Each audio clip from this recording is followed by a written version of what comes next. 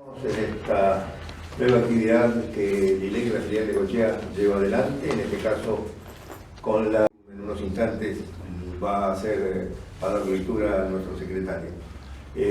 Para los que no saben, el Instituto Laico de Estudios Contemporáneos es una sociedad civil sin fines de lucro, cuyo objetivo principal es trabajar sobre el libre pensamiento en general y sobre el laicismo en particular. Sobre estos detalles nos va a ampliar Rubén, y bueno, gracias nuevamente a Rubén por venir, por hacer el viaje desde Buenos Aires, a ustedes por acompañarnos, y pedirles, si alguno tiene algún celular encendido y que no lo necesite, que lo pueda poner en silencioso, de manera de no interrumpirle la charla. Por ejemplo el mío. Por ejemplo el mío.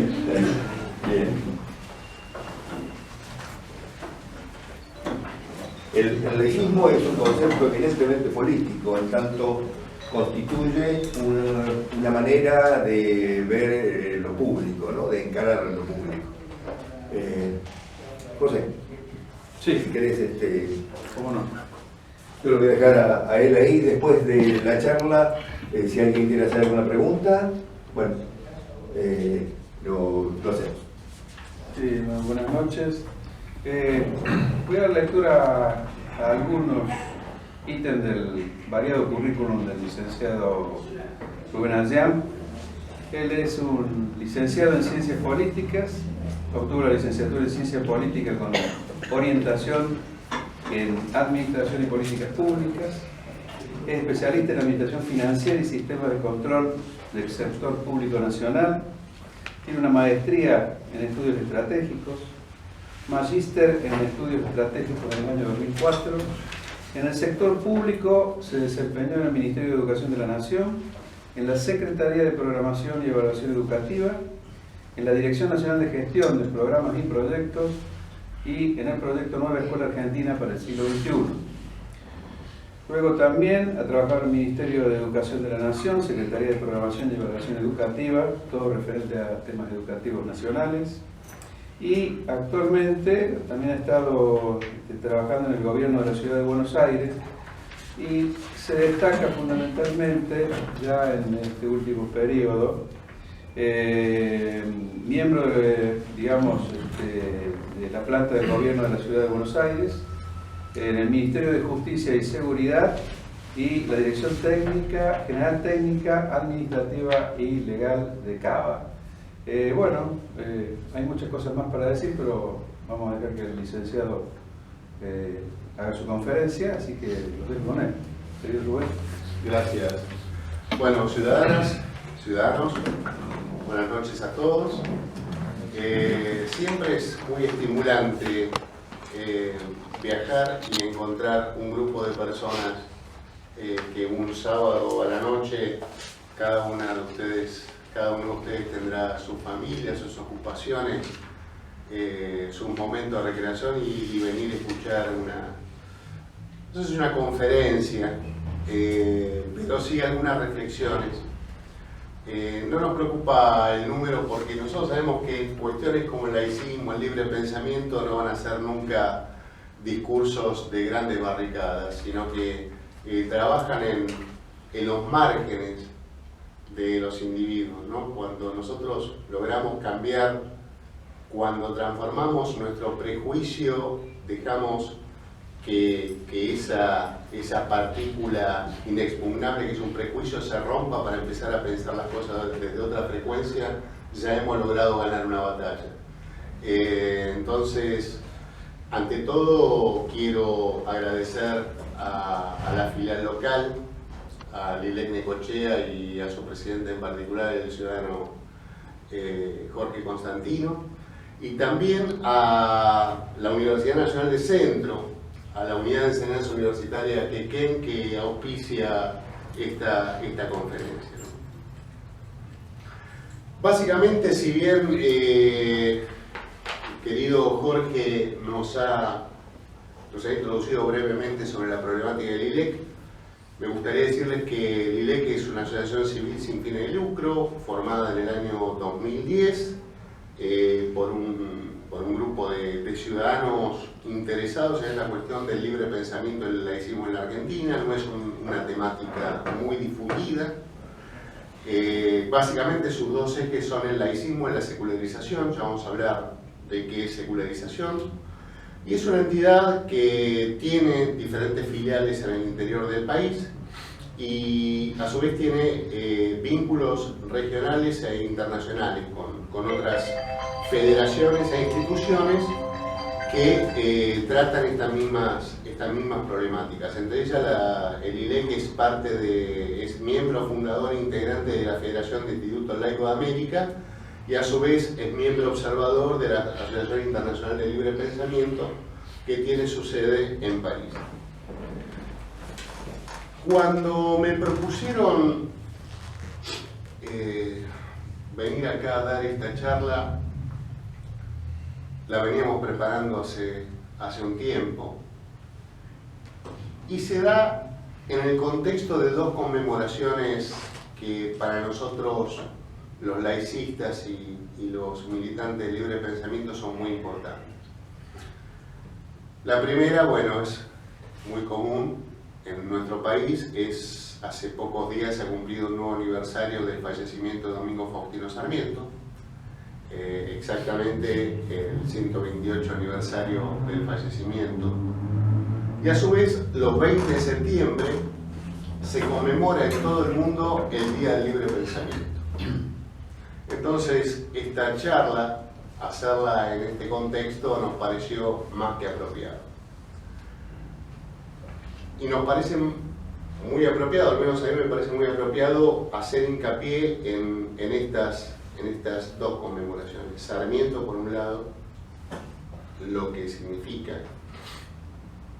y el libre pensamiento, pero esta, digamos, va a ser una charla que toque temas históricos sin que necesariamente sea una conferencia histórica, ¿no?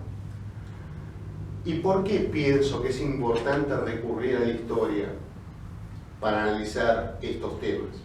Precisamente por una frase de Alberdi, que yo la anoté, la encontré hace pocos días, está en Grandes y Pequeños Hombres de Plata, cuando él le hace una crítica a Mitre, furibunda respecto del método histórico de Mitre.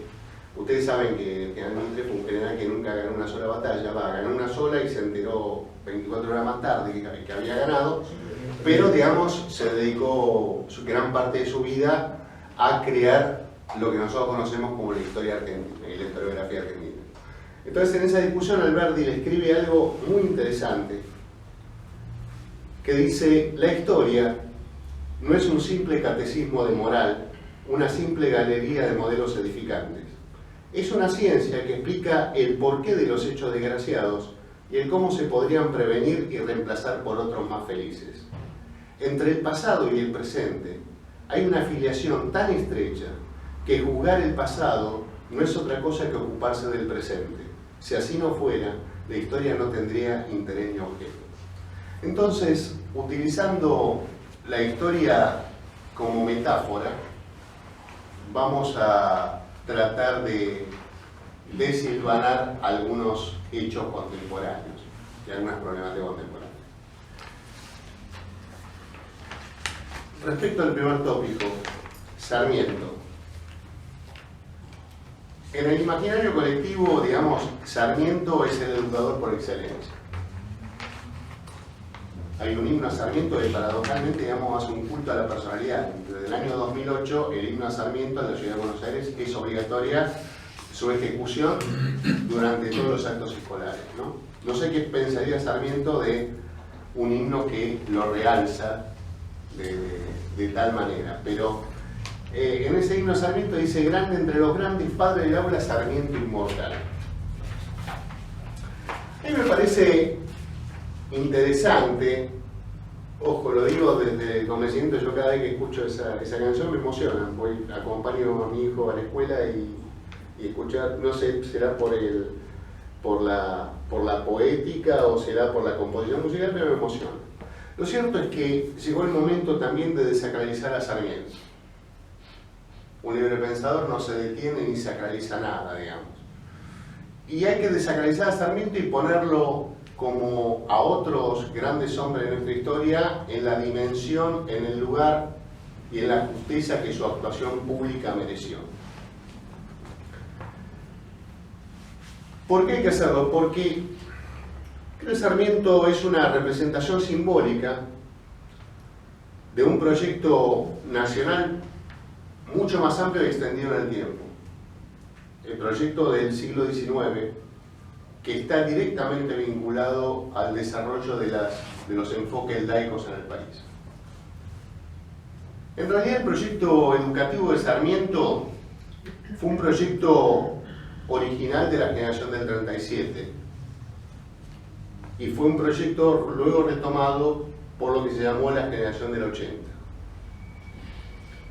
Y dentro de la generación del 37, aquella que se opuso a Rosas, básicamente, y que terminan todos desterrados, la mayoría en Montevideo, otros en Chile. Sarmiento perteneció, digamos, de manera paralela a esa generación. Yo rescato tres personalidades. En primer lugar, Echeverría, el alma mater de toda esa generación del 37, porque con Echeverría nace la literatura nacional, auténticamente nacional. ¿Y en qué sentido? Es la primera vez que un autor escribe sobre temas nacionales. Y él es Echeverría. El tipo venía de Francia, imbuido del romanticismo de la época, y decide trasladar esa experiencia literaria o cultural a un ámbito en donde nada de esto existía. Él escribe dos obras monumentales, digamos, para la época: La cautiva y El matadero, ¿no? Siempre se presenta uno, porque son dos obras chicas, entonces el imprentero siempre, para ganar papel y edición, La cautiva y El matadero, vienen las dos juntitas. Entonces, con Echeverría el aporte es que nacen los temas nacionales en la literatura. El segundo, obviamente, es Sarmiento, porque para algo lo nombramos. Sarmiento es el más grande escritor que haya dado el siglo XIX en toda Iberoamérica, sin dudas. Ayer lo conversaba, no me acuerdo con quién, en Buenos Aires, que habrá sido que no fue. Cuando uno entra a la biblioteca del Congreso, por ejemplo, donde están compilados los tomos de Sarmiento, sus intervenciones parlamentarias, sus escritos, sus artículos periodísticos, sus libros, y analiza la vida de Sarmiento y dice: este tipo estuvo refugiado, fundó escuelas, fue director provincial de escuelas en el estado de Buenos Aires, en ese momento separado de la Confederación, fue senador nacional, peleó en el Ejército Grande, fue presidente de la Nación, y aparte escribió 16 tomos de obras.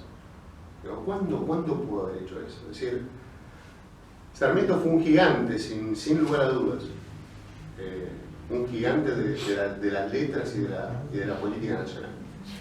Pero desacralizarlo también es reconocer sus puntos oscuros que hoy todavía generan mucha controversia. Sarmiento fue el instigador de muchos asesinatos políticos en el país, y esto hay que decirlo.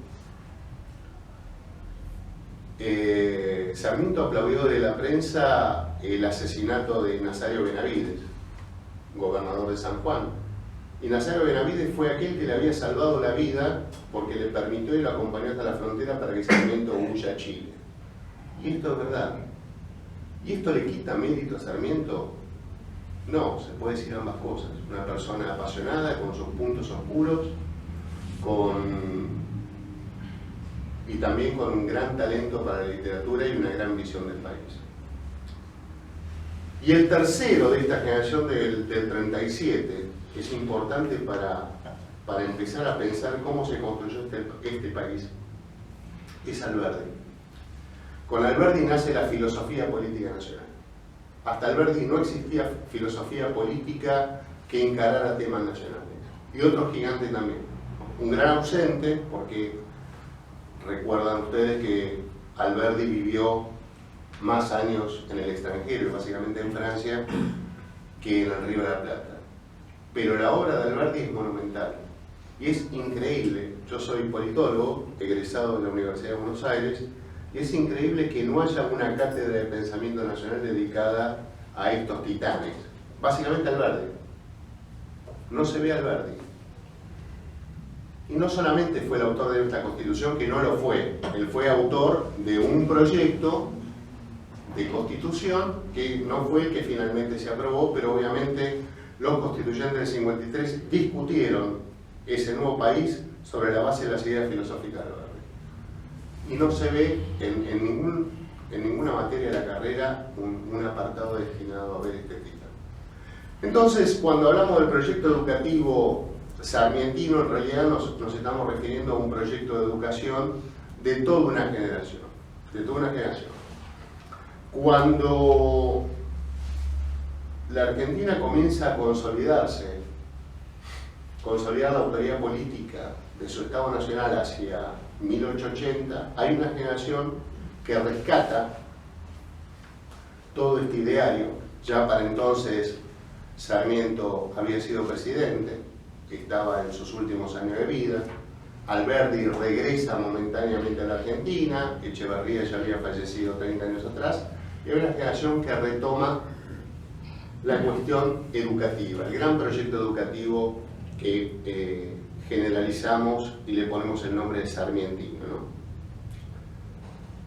¿Qué significa consolidar un Estado nacional?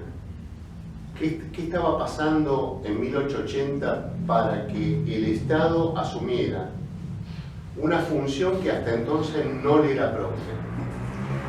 Básicamente, como dice Weber, Max Weber, consolidar una autoridad política significa que hay un grupo de instituciones que constituyen un monopolio de la violencia legítima. Esto es lo que diferencia al Estado moderno de cualquier otro tipo de forma de dominación. Significa que el Estado, el poder político, expropia a los particulares de sus funciones de violencia y le ejerce él mismo, en nombre de todo. Por eso es violencia legítima. Y tan naturalizado está este concepto y tan cotidiano es que, por ejemplo, en los países en donde existe la pena de muerte, si no existiera la legitimación de la violencia, el verdugo debería ir preso por asesino serial, porque la institución del verdugo es la persona que más ejecuciones tiene a lo largo de su vida, y sin embargo no es condenado. ¿Por qué? Porque está cumpliendo una función pública. Entonces, así funciona el monopolio de la violencia en manos del Estado. El segundo desafío que se encuentra en la generación del 80, además de institucionalizar su autoridad, es básicamente económica. Argentina, como país, comienza a integrarse en el sistema económico internacional como un productor de bienes primarios. Había que organizar su economía y había que organizar un mercado de factores en sentido moderno. Los tres factores de la economía son la tenencia de la tierra, el capital y el trabajo. Y lo que hace la generación del 80 es un conjunto de instituciones que le dan a estos tres factores de la economía un sentido moderno. Organiza mercados en sentido moderno. ¿En vistas a qué? Dos problemas crónicos tuvo toda la Argentina del siglo XIX. La falta de moneda, o sea, la falta de circulante, y la falta de mano de obra. Argentina, un país pequeño, con poca población, en donde las guerras civiles se consumieron el 80% de los brazos que podían haber ido a parar a la producción. Entonces, el problema de la falta de brazos, como se decía en esa época, falta de mano de obra, para precisamente darle impulso a ese proceso de inserción de la Argentina en el mercado internacional, necesitaba de soluciones inmediatas. Las políticas inmigratorias son la solución que encuentra la generación del 80 respecto de este problema. Se restableció la educación católica apostólica romana en las escuelas públicas.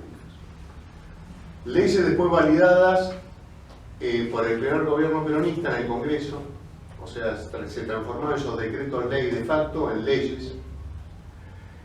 Y más tarde se dio lo que se conoce en la historia argentina como el movimiento laico y libre, que enfrentó a los partidarios de la educación pública con aquellos que querían una educación privada y confesional.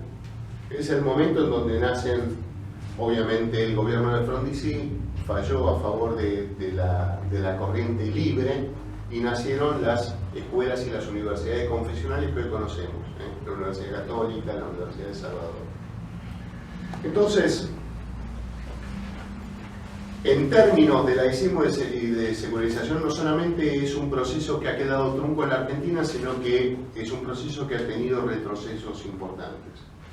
Si a esto sumamos que desde fines de los años 70 hasta los 90 se produce el desmembramiento de lo que era el viejo sistema educativo nacional a través del desmembramiento del Consejo Nacional de Escuelas, ¿qué hicieron básicamente? Todas las escuelas hasta el año 78 dependían del Estado Nacional y del Consejo Nacional de Escuelas, el Ministerio de Educación de la Nación.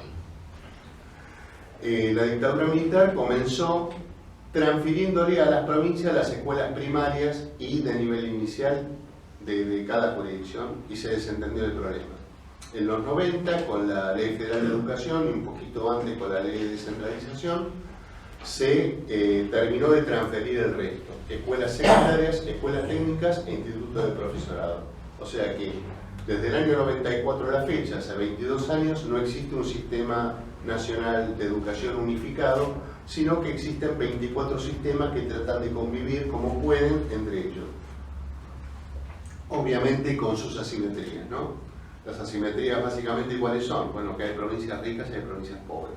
Hay provincias que tienen que venir a la capital federal en marzo a pedir por favor que les mande una transferencia, porque si no, no pueden pagar los sueldos docentes. Entonces, esta es una situación también que ha repercutido no solamente en el proceso de secularización que ha quedado trunco, sino en el proceso, en las posibilidades de desarrollo del proceso educativo nacional. La ley 1420 no tenía una mención expresa al laicismo, como muchos creen, digamos. Sí establecía que la enseñanza religiosa, un avance para el año 1884, era un avance, sostener que la educación religiosa se debía dar a contraturno, fuera del horario escolar obligatorio y financiado por aportes personales y no por el Estado. Entonces, en esta situación, digamos, ninguna de estas leyes posteriores amplió los espacios del laicismo educativo, sino que todo lo contrario, se desentendió del problema. La Ley Federal de Educación no habla, es más, pone una cláusula bastante perversa en su juego legal, ¿no? Dice, habla de los derechos de los padres a elegir libremente la educación de sus hijos. Y obviamente, si los padres eligen una educación religiosa, el Estado debe proveer esa educación religiosa. Lo hace a través de considerar las escuelas privadas como parte de, dice la ley, son el subsistema privado del sistema educativo nacional. Con lo cual, las escuelas privadas son también parte del sistema educativo nacional, pueden impartir la educación que ellos quieran, hay contenidos básicos comunes curriculares para todas las escuelas, pero pueden impartir enseñanza religiosa, y esto les permite a su vez que sean subsidiadas por el Estado. El sistema de subsidios estatal, digamos, pensemos lo siguiente: por cada peso que yo transfiero a una escuela privada, ¿sí?, sea confesional o no confesional, porque existen privadas que son confesionales y otras que no. pero por cada peso que yo transfiero a una escuela privada es un peso menos que yo puedo invertir en una escuela pública. Y rara vez el problema se piensa en estos términos. Y esto es lo pernicioso. Decir, bueno, hay que financiar la escuela privada, ¿sí?, para que pueda cumplir con sus fines, pero lo cierto es que por cada peso que destino ahí es un peso que yo le saco al sistema educativo público. Esta situación tampoco se ha corregido con la Ley Nacional de Educación vigente. Es más, nosotros desde el LEC trabajamos un proyecto de ley para establecer el tema del laicismo educativo, pero como principio rector del sistema. Porque hoy, digamos, la intromisión religiosa en las escuelas tiene otras caras que no tenía en 1884 cuando se sancionó la ley 1420.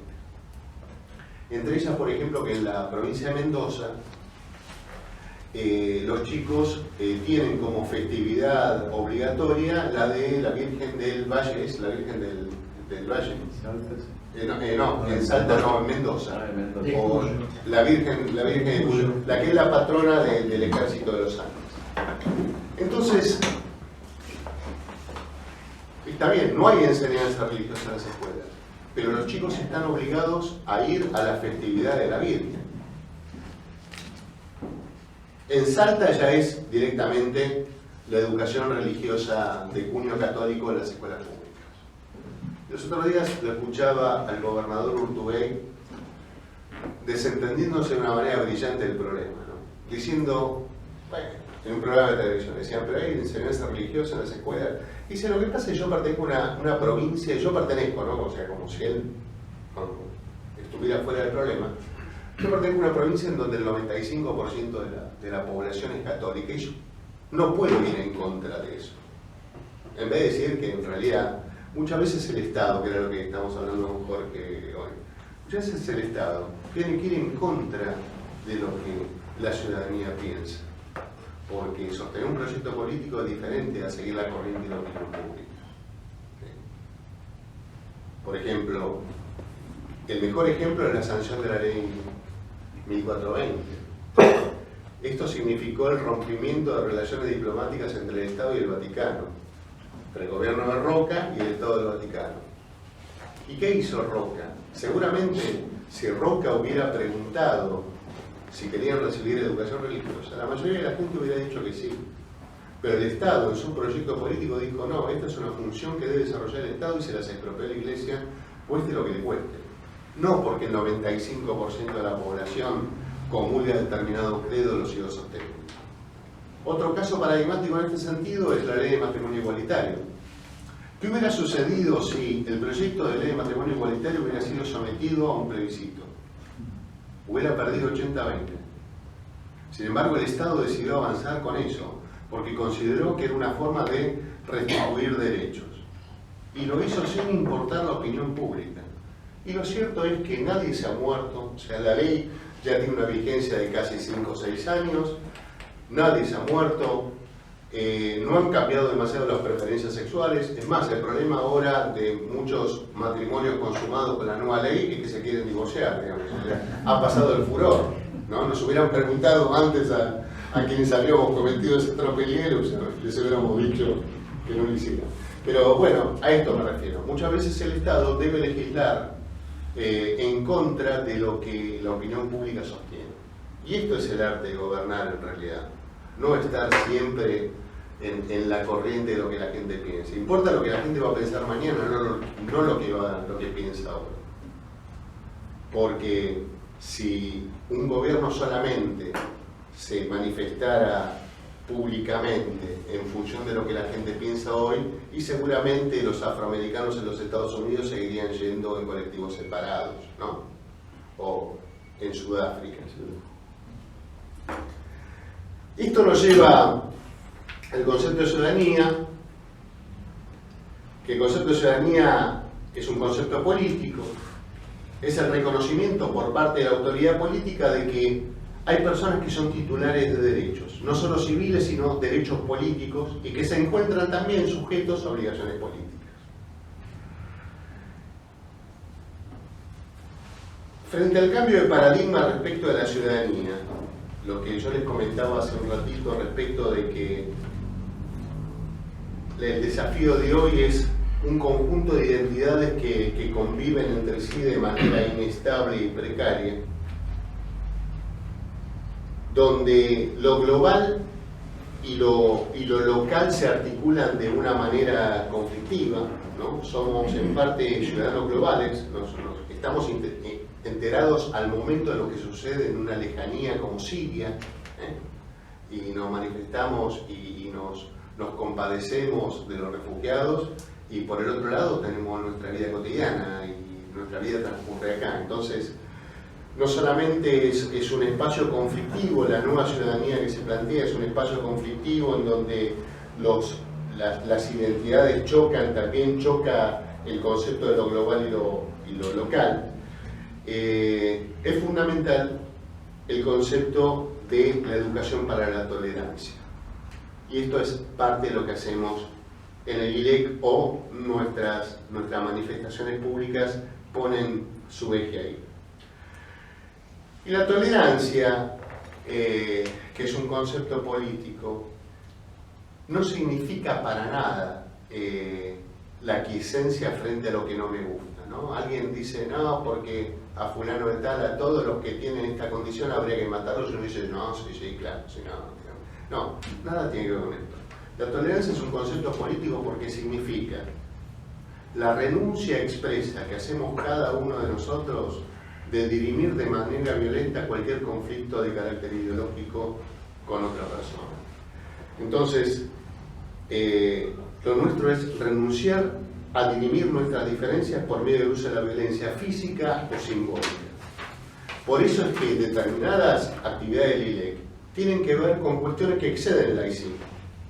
La violencia de género. Nosotros nos hemos manifestado muchas veces, incluso hemos adherido a las marchas de Una Menos, la cuestión del aborto no punible como un exceso de violencia simbólica por parte de los jueces que no cumplen determinados protocolos que están sancionados. Bueno, nosotros incluso nos hemos presentado como parte querellante en Salta el tema de la educación religiosa en las escuelas, porque es violento asistir a una escuela. Yo recuerdo, así como bebé, yo he ido a una escuela católica, he ido toda la secundaria a una escuela católica. Y existía, por ejemplo, la presunción de un compañero mío de que era judío, que no era judío, tenía apellido polaco, que para el ignorante es más o menos parecido. Yo recuerdo, ahora viéndolo a la distancia, en ese momento, yo tenía 14, 15 años, no podía ver con esa claridad, pero el ejercicio de la violencia simbólica, ¿no? La sola presunción de que pueda ser judío, primero un judío no iría a una escuela católica, pero ¿no? Desde la ignorancia, cómo muchas veces ejerce la violencia simbólica, que es tan palpable y tan real para el que la padece como la violencia física, el bullying. El bullying muchas veces no pasa de lo simbólico o lo verbal, pero los daños que causa son enormes. Entonces estamos frente a todos esos desafíos, y la educación para la tolerancia implica eso, la erradicación de la violencia como forma de relación con el otro. También existe otra forma de violencia simbólica que a nosotros nos preocupa mucho, que es la excesiva presencia de lo religioso en los espacios públicos. ¿Cómo opera esto? En primera instancia, opera desde el momento en que determinados derechos civiles se transforman en derechos políticos. El caso más claro que nosotros tenemos es el caso del artículo 2 de la Constitución Nacional, la que dice que el Estado Nacional sostiene el culto católico apostólico romano. Palabra ambigua como poca, sostiene. ¿Qué es sostener? ¿No? Pero lo cierto es que esto da lugar a toda una caída en cascada de normas que lo que hacen es consagrar privilegios, en este caso de la Iglesia Católica. Entre ellos el artículo 246 del nuevo Código Civil y Comercial, que reemplaza el viejo artículo 33, que reconoce a la Iglesia Católica como persona de derecho público, con la cual lo pone en pie de igualdad con el Estado Nacional, las provincias, la municipalidad, los entes autárquicos, los estados extranjeros y los organismos de derecho público internacional. Entonces, frente a esto, nosotros consideramos que la confesionalidad religiosa debe abandonar su lugar público para volver a su lugar en la esfera privada. Y deben quitársele esos derechos políticos otorgados y transformarlos en derechos civiles como tenemos el resto de los ciudadanos en este país. También hay otras formas concretas de espacio público. Las procesiones, las fiestas religiosas, lo he explicado, cuando existe una obligatoriedad de que yo, por ejemplo, sea musulmán y vaya a una escuela pública en la provincia de Mendoza y el día de la Virgen tenga que ir a la procesión y si no me ponen una falta y tal vez me quedo libre, digamos, no es muy democrático, amplio y pluralista, que digamos, ¿no? Entonces existen esas pequeñas y sutiles formas de violencia que tienen que ver con la ocupación del espacio público. Otra cuestión que nos preocupa, al menos a mí me preocupa, son la excesiva presencia de los credos sincretistas en el espacio público. Me refiero concretamente a esos pequeñas construcciones precarias en el cual se adora el gauchito Gil, que aparecen por muchos espacios públicos y se afincan en los espacios públicos. En la ciudad de Buenos Aires hay un gran parque que se llama el Parque Los Andes, para aquellos que conocen que es la zona de Chacarita. En el Parque Los Andes, la capillita de Gauchito Gil comenzó en un rinconcito al lado de un árbol y hoy tienen toda una parte del parque alambrado y cercado. La estatua del Gauchito se le vino una estatua más grande, más velas, una capillita, alguien trajo un alambrado y hay una parte de un parque público que está cercado para un credo sincrético, porque digamos no tiene estructura, no tiene forma societaria, no tiene, o sea, bueno, estas son cosas que pasan. También otra forma de ocupación del espacio público que particularmente nos preocupa es la sobreexposición mediática de determinados credos evangelistas y pentecostales. Pare de sufrir. Digamos, a las 2, 3 de la mañana en todos los canales están, digamos, y nos parece que debería existir algunas regulaciones mucho más importantes al respecto. Y las continuas demandas por financiamiento explícito o implícito de inmuebles, exenciones tributarias, etcétera, etcétera, etcétera.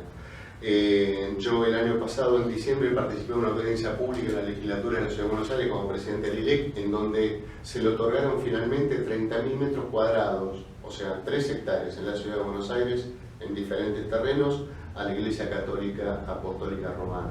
Pero se les transfirió el dominio, no el usufructo, se les dio el título. Y se armó bastante una cosa bastante violenta porque cometieron el mal tino los legisladores de la ciudad, que no verificaron que una franja de terreno que le sacaban para dárselo a la Basílica de Cacupé pertenecía a una escuela pública. Entonces le sacaron una franja de terreno a una escuela pública para dárselo a la iglesia, cayó la cooperadora en masa, digamos, anotaron todo para hablar, fue una audiencia en donde hubo, no sé, 300 expositores, y finalmente, ¿cómo se vivió la cuestión? Bueno, le devolvieron la franja a la escuela, pero el resto a la iglesia, como era el concepto original. Y votaron, salvo 3 honrosas excepciones, votaron todos los diputados de todos los bloques por la aprobación del proyecto. Bueno, en definitiva, tenía muchas cosas más para decir.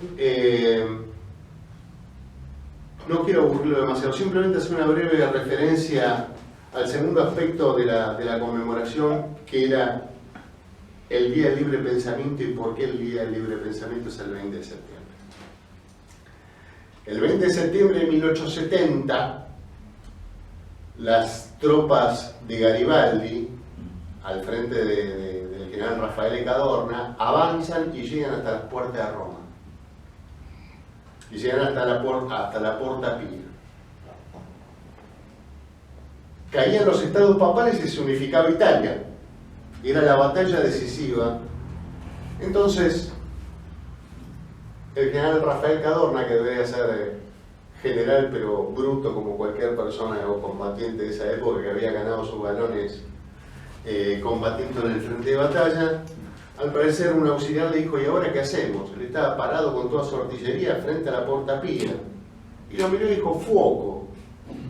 Prendieron los cañones, volaron la portapía, los Bersaglieri ingresaron en Roma, cayeron los estados papales y se unificó Italia. ¿Y por qué el 20 de septiembre es considerada la fecha del libre pensamiento? Cuando la política inmigratoria se pone en marcha.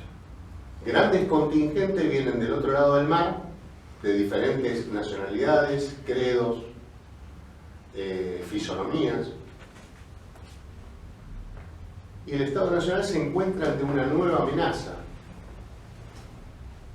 Si en 1880, el año de consolidación del Estado Nacional, se decía que era el año en donde la civilización había vencido a la barbarie,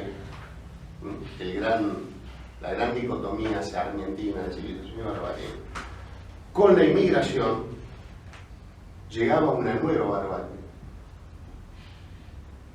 ¿Y qué hacer con esa barbarie? Domesticarla. La barbarie, digamos, como concepto, tiene dos acepciones. La barbarie significa, por un lado, la condición de extranjería. Uno es extranjero y es bárbaro. Este es el concepto que le daban los griegos. Aquel que no era griego, que no vivía en la polis, era un bárbaro. Y lo segundo, la segunda acepción del concepto de barbarie es lo que está en estado primitivo. Entonces, con nuestros abuelos españoles, armenios, árabes, italianos, llegaron a este país y eran los nuevos bárbaros.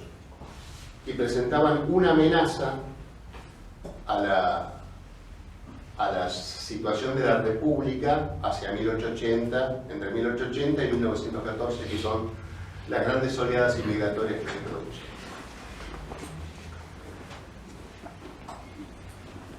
Ahí, en ese preciso instante, se retoma el proyecto sarmientino de la educación. Y básicamente, ¿qué es lo que busca el Estado Nacional haciéndose cargo de la educación de las personas? Fabricar argentinos. Hay dos grandes instituciones entre fines del siglo XIX y principios del siglo XX que fueron pensadas para fabricar argentinos, porque la argentinidad o la condición argentina es una invención. Es una invención. La nacionalidad es una invención. Esas dos instituciones son la escuela pública, nacida de la ley 1420, y la segunda es la institución del servicio militar obligatoria, nacida con la ley Riccieri de 1901.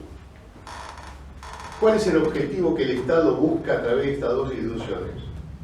Básicamente, que los hijos de los inmigrantes se transformaran en argentinos en la primera generación. Y por eso se hace obligatorio. Los hijos de los inmigrantes tienen que ir a la escuela. Los hijos de los inmigrantes tienen que aprender letras. Los hijos de los inmigrantes tienen que olvidar la lengua de sus padres en menos de una generación. Este es el gran proyecto que nosotros decimos, el gran proyecto educativo sarmientino. Detrás de eso que nosotros vemos, que son los guardacorros blancos, las banderas, el saludo, el himno, hay todo un proyecto de operación intelectual cuyo resultado es ese, crear argentinos. Para aquellos, o sea, como suele surgir, ¿no? O sea, premio y castigo. Para aquellos inmigrantes que fueran dóciles a estas políticas, servicio militar obligatorio y escuela pública, el premio era ser aceptados y dejar de ser bárbaros. Pero para aquellos otros inmigrantes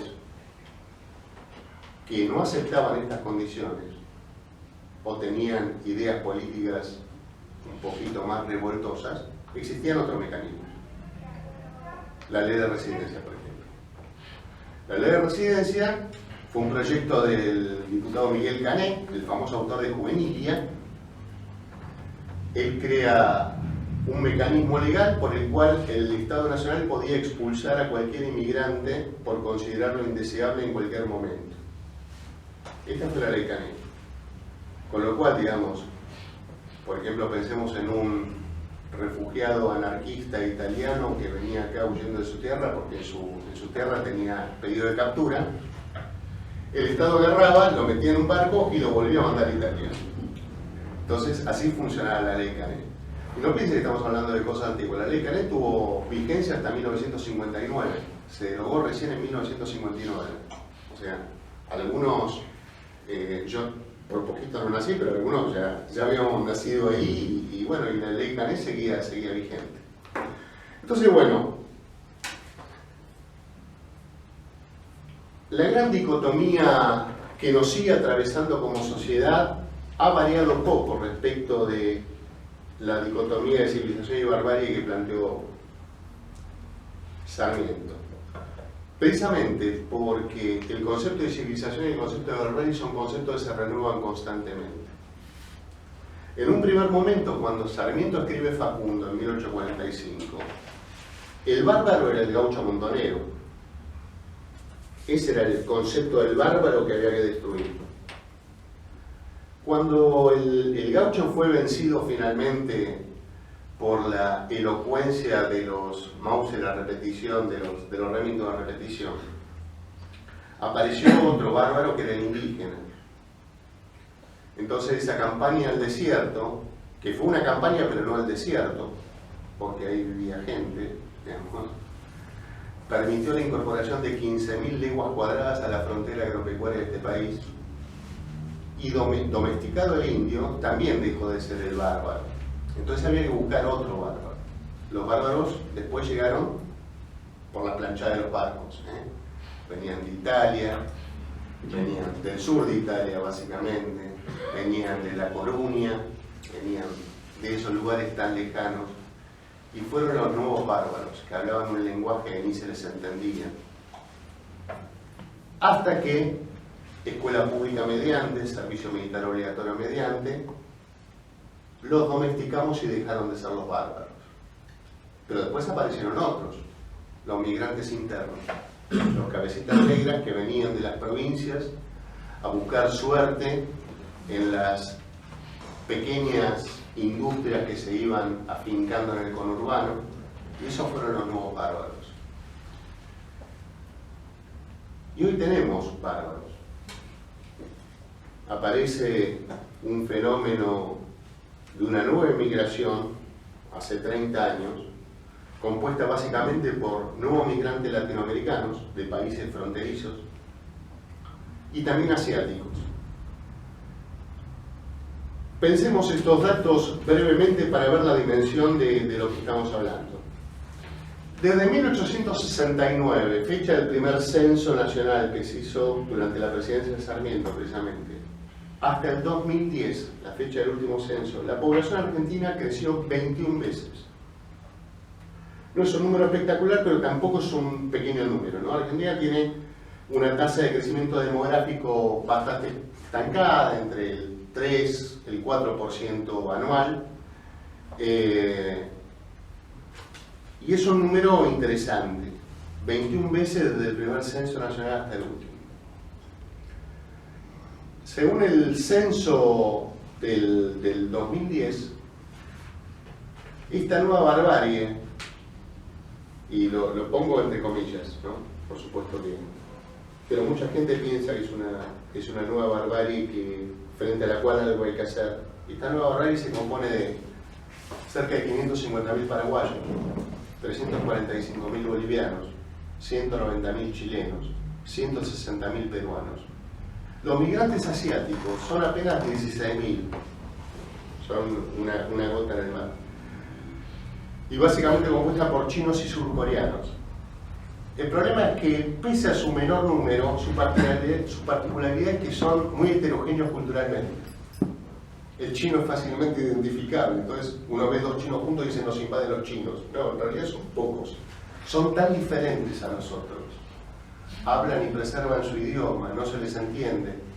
Entonces, digamos, pese a ser pocos, muchas veces se convierten en el sujeto de la barbarie perfecto, el que nosotros necesitamos.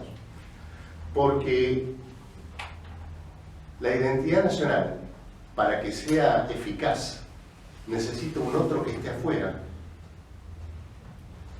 Si nosotros somos todos argentinos y pertenecemos a esto que nos une, pueblo, bandera, himno, para que este artificio realmente sea eficaz, necesitamos que haya otros que estén afuera y que no pertenezcan a esto. Porque si el chino y yo somos lo mismo, y se diluye esta idea de que pertenecemos a una cosa común.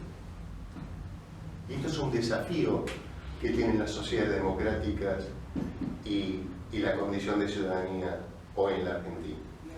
Entonces, bueno, resumiendo, son apenas 16.000 chinos, pero vuelvo a decir, son tan diferentes en cuanto a sus costumbres que nos da la sensación de que son una amenaza. Nuevamente la escuela tiene mucho que decir al respecto, porque la escuela es el lugar donde sigue fabricando argentinos, y sobre todo la escuela pública, mal, bien, con sus pocos recursos, con docentes mal pagos, con contenidos curriculares que hoy están en duda, digamos, si sirven o no sirven, pero sirven o no sirven en función de que creo que hay dos grandes ópticas respecto, dos grandes expectativas sociales respecto de la escuela pública. ¿Para qué debe servir la escuela pública? Algunos dicen, no los preparan para el mercado laboral. ¿La escuela pública debería preparar para el mercado laboral? En serio. Es una discusión que merece, porque, a ver, en un mundo en donde las competencias laborales y el salto, digamos, de cambio tecnológico, el ritmo de cambio tecnológico es tan veloz, que por ejemplo no tendría sentido, supongamos, yo cuando ingresé en la facultad existía la programación en lenguajes que ya no se utilizan más. Entonces, uno podría decir, no, la escuela debía haber preparado para que esa gente que estudia pueda insertarse en el mercado laboral. Yo descreo de esto, porque no se sabe cuál va a ser el devenir de las sociedades capitalistas, de la sociedad de consumo, no de acá a 20 años, sino de acá a 5 años. Ya hemos visto, no sé, hasta hace 3 semanas atrás, mi hijo andaba cazando Pokémones por las plazas. Hoy ya no lo hace más porque se bajó otro programa, digamos, al parecer mucho más interesante, pero digamos, los furores que nos propone el capitalismo y la sociedad de consumo hoy son estos, digamos. Lo que es interesante hoy, mañana mismo, no como una metáfora, mañana, en 24 horas dejó de tener importancia. Entonces, algunos dicen que la escuela debería preparar para que nuestros hijos tengan los conocimientos necesarios para desempeñarse mejor en ese mundo laboral que se viene. Primero, es un mundo laboral bastante amenazante porque posiblemente no haya trabajo para todos, digo a nivel planetario, en pocos años. Con lo cual hay grandes usinas discutiendo qué se va a hacer respecto del ingreso. Porque si el ingreso estaba ligado al salario, al no haber salario, ¿qué va a pasar?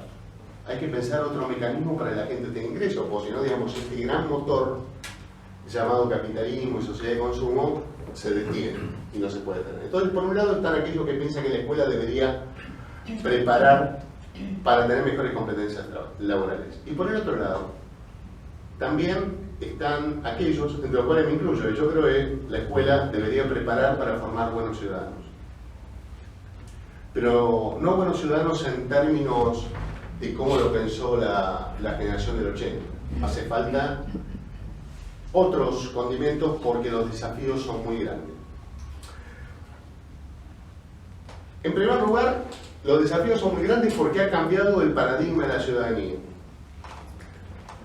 En el siglo XIX y el siglo XX, argentinos al menos, se entendía la identidad nacional como un sistema de valores y creencias comunes, ¿no?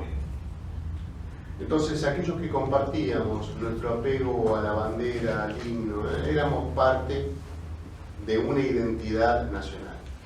Hoy en día tenemos sociedades tan diversas que en realidad deberíamos estar hablando no de un sistema de valores, sino de un sistema de identidades que está en continuo desequilibrio.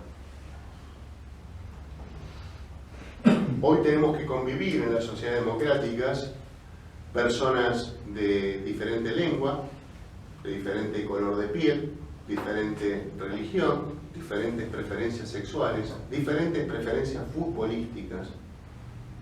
Hoy es muy probable que un joven esté más vinculado a un catalán por su admiración al Barcelona que con su propio vecino por la condición de ser vecino.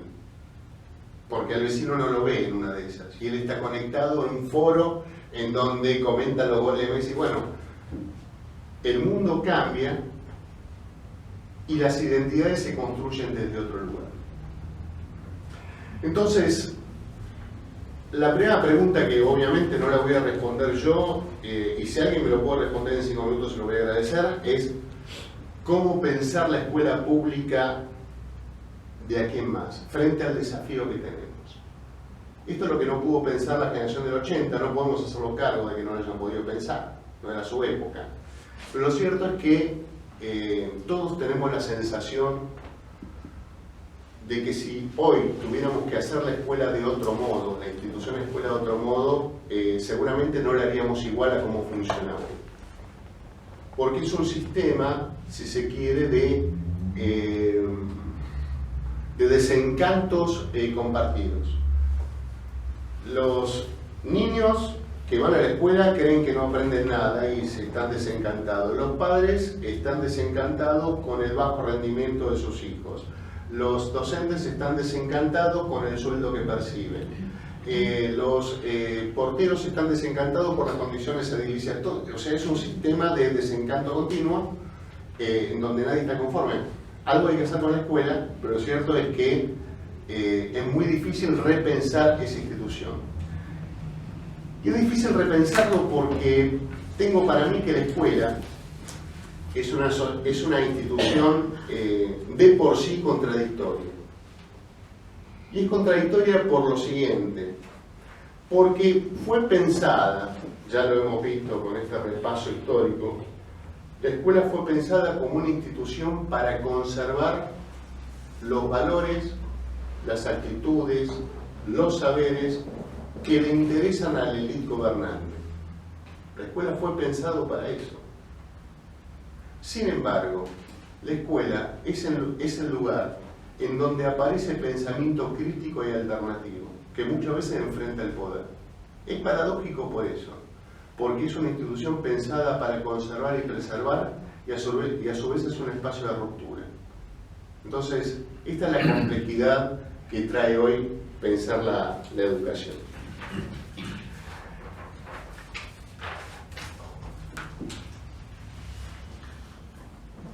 Hablamos del proyecto del 80, hablamos de la función de la escuela, hablamos del monopolio, de la violencia.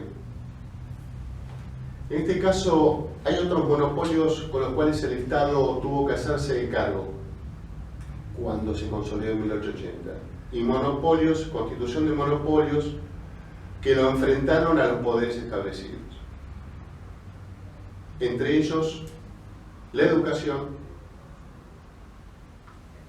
el registro de las personas y la disposición final de los cadáveres.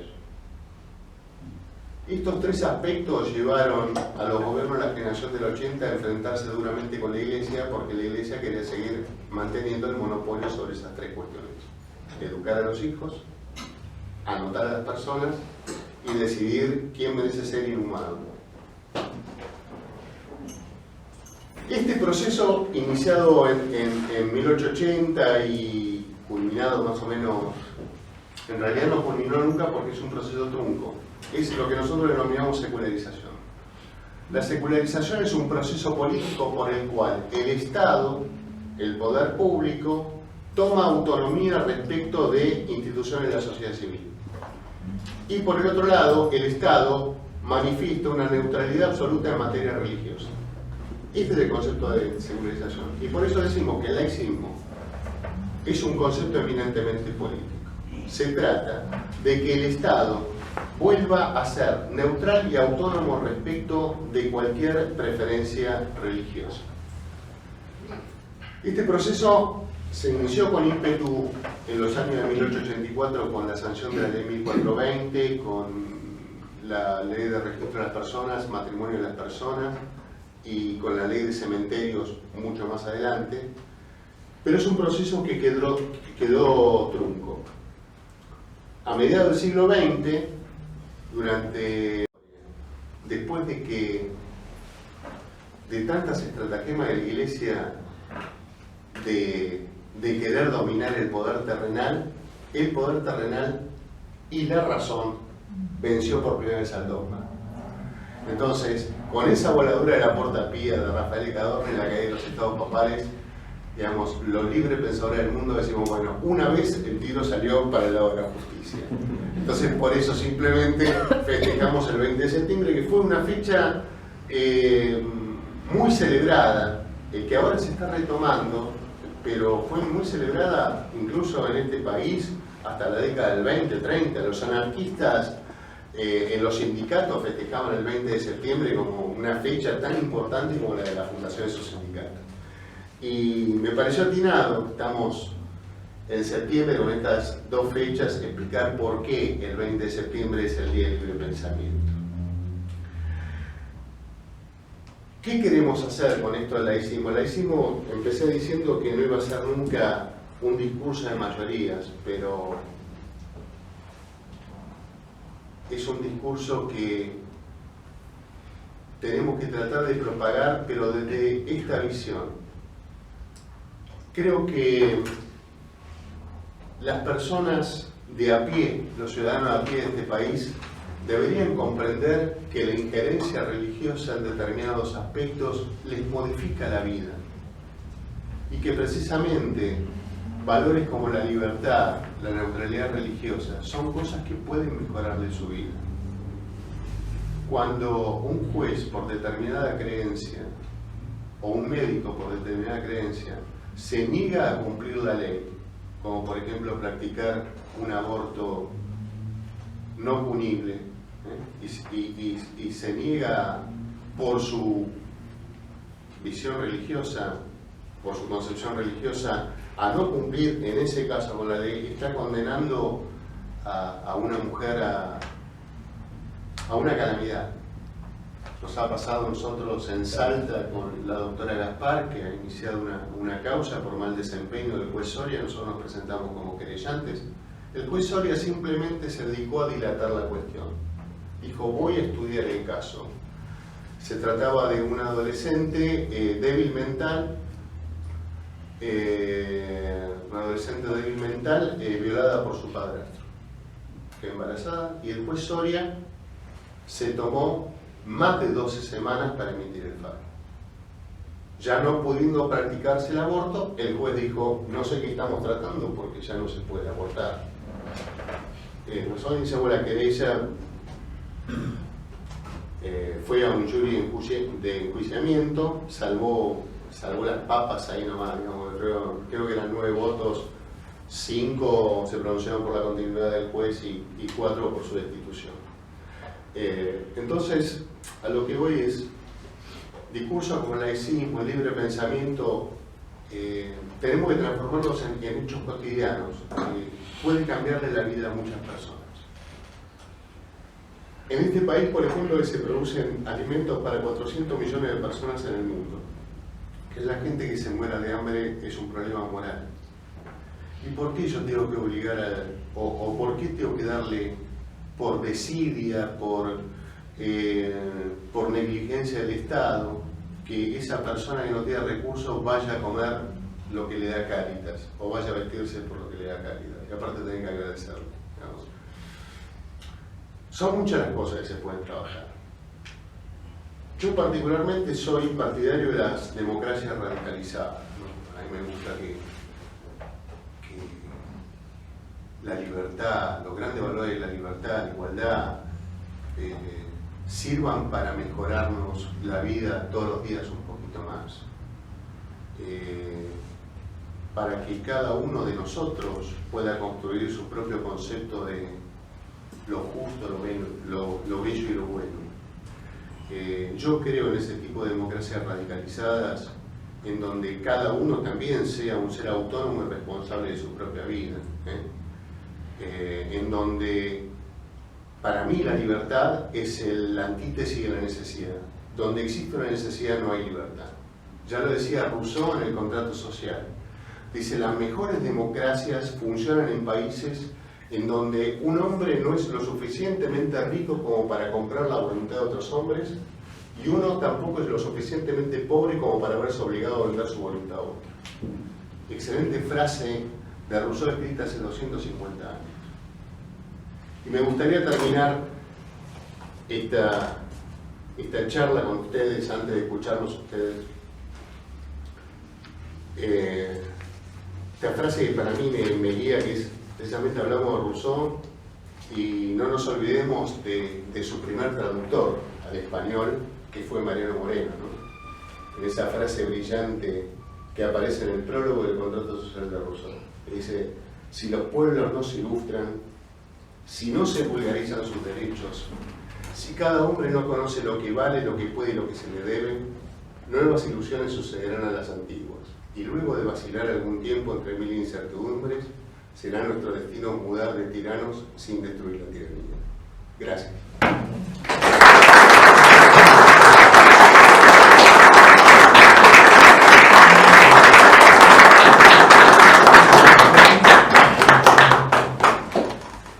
Las palabras de Rubén, sobre todo al comienzo de su exposición, nos han movido un poco de la comodidad del pensamiento establecido. Me parece que esto es un disparador precisamente para el pensamiento crítico, como para empezar a revisar lo que hasta ahora teníamos como cierto. En ese sentido, me parece que el éxito de esta charla está absolutamente dado. Bueno, como bien dijo, nos gustaría escuchar las opiniones de ustedes, así que, bueno, está concedida la palabra para que se expresen. De uno.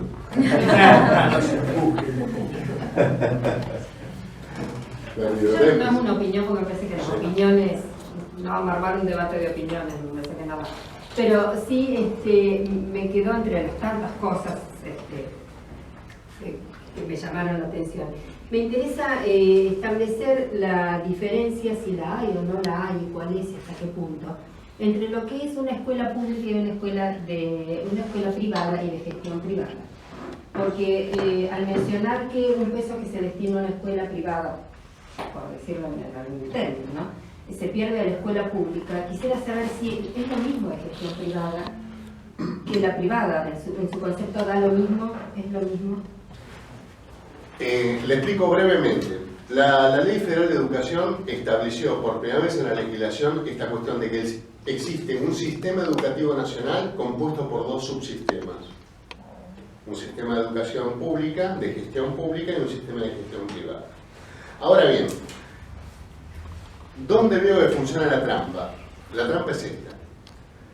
Primero porque establece el Estado el principio de subsidiariedad respecto de lo privado. Lo sacraliza en la ley. Ya existían subsidios a la escuela privada, desde laica y libre en adelante, pero ahora, digamos, la ley dice, bueno, esto es así. Tanto escuelas públicas como escuelas privadas tienen que enseñar, digamos, los mismos contenidos curriculares en lo que se llama la enseñanza oficial. Las escuelas privadas, por ejemplo las confesionales, pueden enseñar religión a contraturno. Hasta ahí no parece demasiado el cambio respecto a la ley 1420. La trampilla está en el sistema de subsidios. ¿Qué hace el Estado? El Estado subsidia parte de la planta docente. Dice, por ejemplo, escuela tal tiene tanto docentes de enseñanza oficial. Bueno, yo a esta escuela, en función de la matrícula que cobra, le voy a financiar entre el 100% o el 50% del costo laboral docente. ¿Soy claro hasta ahí? Siempre dentro de lo curricular. Siempre dentro de lo curricular. De modo que las escuelas que cobran más cuotas van a tener menos subsidios y las escuelas que cobran menos cuotas van a tener más subsidios para financiar esa planta docente. Lo cierto es que al financiar parte de la planta docente, esa escuela está liberando recursos que le provienen por matrícula para financiar lo que realmente le interesa financiar, que es la educación de catequesis, educación religiosa, que está fuera de lo curricular. Pero lo cierto es que el subsidio del Estado, digamos, en vez de ponerlo acá, digamos, yo lo pongo acá, pero yo de acá lo corro acá. Entonces estoy en realidad financiando parte de mi educación religiosa con ella. Y como el sistema de subsidio premia a aquellas escuelas que cobran menos matrícula, las más beneficiadas son las escuelas parroquiales. Porque dentro de las escuelas privadas, las escuelas parroquiales ya funcionan doblemente subsidiadas por el episcopado y por el Estado. Por eso son tan bajas las cuotas que cobra una escuela parroquial. Yo lo veo a cotidiano, digamos, cerca de mi casa tengo una de las escuelas de San Francisco de Asís y la mayoría de los hijos de los porteros de los edificios van a esa escuela. Van a esa escuela porque es una cuota que fácilmente pueden pagar. Yo le estoy diciendo, hoy una cuota en una escuela parroquial debe estar en 400 pesos. ¿Sí? 400, 500 pesos. Entonces, prefieren mandar a sus hijos a una escuela con uniforme, con blazer, antes que ir a una escuela pública, digamos. Así funciona el sistema de subsidios. La trampa es esta. Digamos, yo supuestamente te doy plata para que pagues a las docentes estas. Pero lo cierto es que es la misma plata que yo le voy a pagar al catequista. Entonces, en definitiva, lo que está mal es el sistema de subsidio, hay que repensarlo todo. Es el sistema de control, que el subsidio vaya donde tiene que ser designado. No, es que el subsidio va donde tiene que ir. El subsidio legalmente va donde tiene que ir. Lo que hay que pensar es todo el régimen nuevamente. Lo que está mal es el régimen legal. En realidad las escuelas de gestión privada cobran por las materias extracurriculares. Cuando esos 400 pesos vos lo ves, Claro. son liquidados, por ejemplo, computación, Exactamente. NTICS. Exactamente. Nunca está liquidado a la currícula. Exactamente, sí. Sí, pero por eso digo, o sea, es una escuela privada en donde la parte más gruesa, digamos, está bancada por el Estado y esto me libera mis recursos. Sí. A mí me parece que hay otro elemento para analizar en esto. La escuela de gestión privada, por ejemplo, tiene el costo y el mantenimiento edilicio, que de esa manera se lo estaría sacando como costo al Estado. Como que para meterlo en el análisis, ¿no? Sí, pero no porque en este sentido la trampa está en, no hay incumplimiento de la ley. Lo que está mal es el régimen legal, hay que repensarlo, porque no es que el Estado baje el dinero y lo usan para pintar, no se puede, van directamente a la afectación de sueldo docente. No, está bien. Claro. Digo que el mantenimiento edilicio corre por parte de la escuela de gestión privada, no del Estado. Bueno, dos cosas.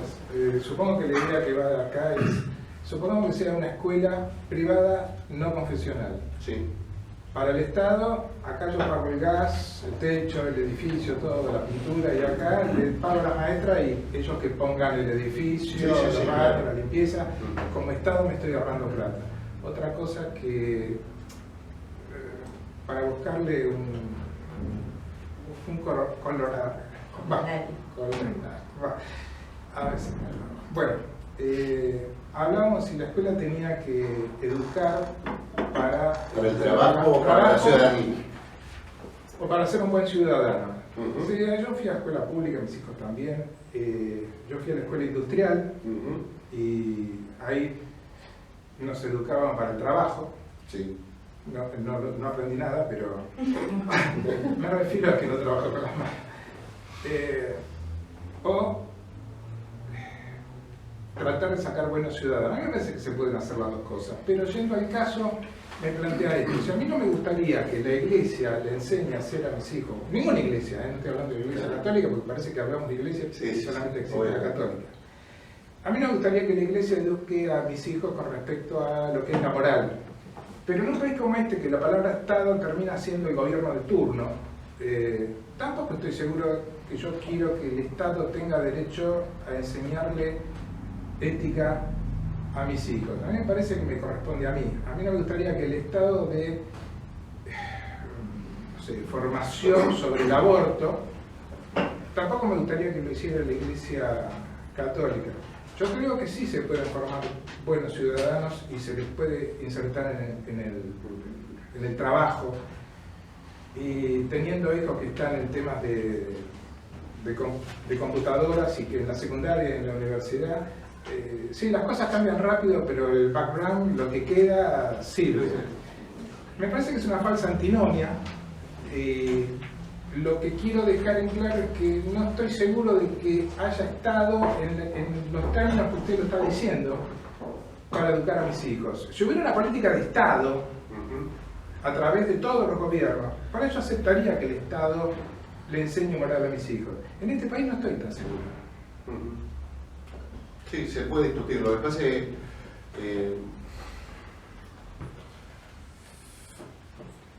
no dejemos ahí. No. Ayer estamos discutiendo con Jorge, comentando, no discutimos con Jorge, la cuestión de la laicidad en Francia respecto a la vestimenta. En cuanto, digamos, no se puede concurrir a la escuela pública con chador, digamos, ahí hay una gran comunidad musulmana en Francia. Siempre hay algún derecho que se vulnera. Porque yo tranquilamente puedo decir, a ver, yo tengo derecho a vestirme como quiera. En realidad, la ley me prohíbe andar de vestido, no vestido. Pero de ahí a que el Estado me diga qué tipo de vestimenta puedo o debo llevar a una escuela pública, me parece un avasallamiento de... Y yo estoy de acuerdo con eso, Es muy complejo porque siempre hay algún derecho que se vulnera. Lo cierto es que hay un montón de familias que si no existieran los protocolos de educación sexual responsable que lo diera la escuela pública y que obligara por protocolo a las escuelas privadas a darlo, habría una cantidad de alumnos que jamás accederían a ese tipo de información. Entonces, la ley lo que hace es, de algún modo, sí, siempre hay algún derecho vulnerado. El derecho a la intimidad familiar, si se quiere, pero ¿qué es más importante? ¿La salud pública en este caso o el derecho a la intimidad familiar que se vulnera? Digo, la frontera es del grosor de un cabello, ¿no? Pero, el bien superior a defender. claro, ¿cuál es el bien superior que se defiende? Claro. ¿No? Entonces, ahí sí podemos entrar en discusión.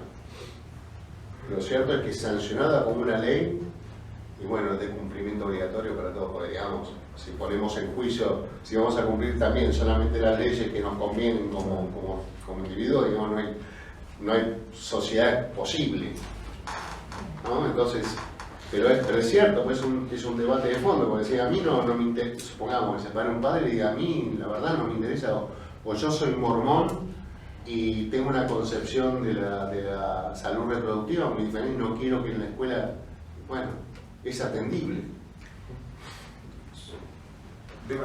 Debatiendo, ni siquiera disintiendo ni discutiendo, las leyes van dándose por la moral de la época. Los legisladores son elegidos por el pueblo. Si la gente del pueblo fuera toda musulmán, que puede llegar a pasar en Francia en algún momento, que se viene, puede cambiar las leyes y decir que se puede ir con Sharia, ¿se llama? Sí, Sharia. Y que a las playas se puede ir con las mallas. Sí, con la burkini. La burkini. No sé hasta dónde el Estado, no sé si contra el individuo, me va a dar siempre lo que está bien, porque por ahí estábamos diciendo que el Estado fue en contra de la mayoría y de lo democrático, lo que quería la gente, que era ir en contra del casamiento gay. Que Bueno, estoy de acuerdo ahí- que se casen y que no pasó nada. Ahí tenés un buen ejemplo de que no siempre se legisla conforme a la moral de la época. Pero- A veces hay que legislar en contra de la moral de la época. Y no solamente traigo a colación el matrimonio igualitario. Yo no sé cómo estaba la moral de la época en 1947 cuando se sanciona el voto femenino. Quería terminar esto. Yo diría, ¿hasta cuántas mujeres estarían de acuerdo o en desacuerdo que las propias mujeres votaran? O sea, cualquiera que diga, no, porque las mujeres no deberían votar, o sea, se lo manda a la caverna de donde salió. Pero en 1947, cuando se sancionó la ley, yo estoy seguro de que esa ley se sancionó en contra del sentido común de su época. No hablemos de moral, o sea, hablemos de clima de ideas de la época. O quizás el interés, quizás muchas mujeres ni siquiera No estaban interesados, pues lo veían como una Sí, cuestión de no, hombres. lo mismo. Yo lo que quería Con la ley de redondear divorcio. Claro, por la lo que ley. quería redondear es esto. Si nosotros educamos a la gente para que no quiera poner un crucifijo en un juzgado o en el consejo deliberante, Ujú. nadie lo va a poner, hoy lo va a sacar y no va a pasar nada. Ahora, si antes de que cambie la moral de la época, que nosotros los educamos, vamos, sacamos el crucifijo y todo el mundo grita, la gente se pone en contra del directo. Sí. A mí me parece que primero educar y enseñar para que la gente no quiera que eso esté ahí. Porque si nosotros vamos y decimos, mira, esto no es bueno para vos. El ILEC no habla de este No estoy hablando de... No. Era un ejemplo con respecto a cuando puedes usar la llaría en la escuela, Claro. porque el Estado no te deja. No, era un ejemplo de una generalidad. No puedes ir con la bikini a la playa. Pero, a ver, Está bien, a mí no me gusta. sería el Soy ideal, ateo. sería lo ideal que cada persona comprenda, o sea, que no naturalice eso, porque gran parte de esta cuestión tiene que ver con la naturalización. La naturalización de valores y actitudes. Los dos ejemplos, o sea, puedes decir, no, bajame esa cruz de ahí. No te mire, te dice, ¿qué te jode a vos? Entonces dejá, preocupate de algo más importante. Bueno, porque está naturalizado que la cruz esté allá. ¿Sí? Y hay símbolos que no son necesariamente religiosos, pero que llevan cruces y que naturalizan más lo otro. Hospital. Uno ve, el símbolo del hospital es una cruz. ¿Sí? En esta civilización, ¿no? Uno va a un hospital en Turquía, es una media luna. Una media luna. Pero es así. A lo que voy es, sería lo ideal que cada uno comprenda y diga, che, la verdad, bajen esa cruz, pues es anticuado, es anacrónico, ¿sí? Bueno, a veces hay que legislar contra eso. Otra de las, te digo, de las leyes contra determinado clima de época son las leyes antitabaco. Te digo, yo soy fumador, qué sé yo, pero lo que estaba naturalizado dejó de estarlo por mediación de la ley. Un día te dijeron no podés fumar acá, no podés fumar acá, no podés fumar, conclusión, no podés fumar en ningún lado. ¿Sí? Y a punto tal, comienza en tu cabeza un proceso de desnaturalizar y darte cuenta, uy, mira, qué sé yo, que ahora, por ejemplo, no sé si les pasa, yo a veces veo las películas del canal Volver, las películas argentinas, de la década del 60-70, y me parece raro que la gente fume, ¿no? En las películas. Dice, pero claro, en esa época está naturalizado y hoy no. ¿Pero qué tuvo que mediar para esa desnaturalización? Una acción firme del Estado. Por supuesto que a gran parte de los fumadores dicen, pero ¿cómo? Esto es una locura, no puedo fumar donde antes podía fumar y resulta que voy al cigarrillo y resulta que voy al kiosco y puedo comprar cigarrillos. Entonces una de dos, algo está mal, me producen cigarrillos, me lo venden pero no puedo fumar.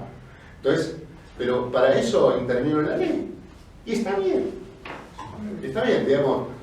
Y también hay que ver, es una tensión permanente. A ver, el individuo, en términos filosóficos, querría el mayor nivel de libertad posible. Y si es posible avasallar otras libertades para garantizar su mayor, lo haría. El Estado, que en apariencia es el sentido del bien común, que no lo es, pero en apariencia tiene que simular esto, va a tratar de acotar la libertad individual en función de una libertad general. Esta es la tensión permanente. Por supuesto que si en algún momento coincide el concepto de libertad que tiene el poder que gobierna y el concepto de libertad que tiene el individuo, no hará falta una legislación represiva. Pero si no, y sí. Así funciona, digamos, la teoría de poder, digamos. Soy de la generación del 60, nunca me gustó el No, poder, me dijo lo tengo que hacer, me cortaba el pelo. No queremos abusar de tu tiempo, No Rubén. abusan de mi tiempo. Este, No, gracias a ustedes.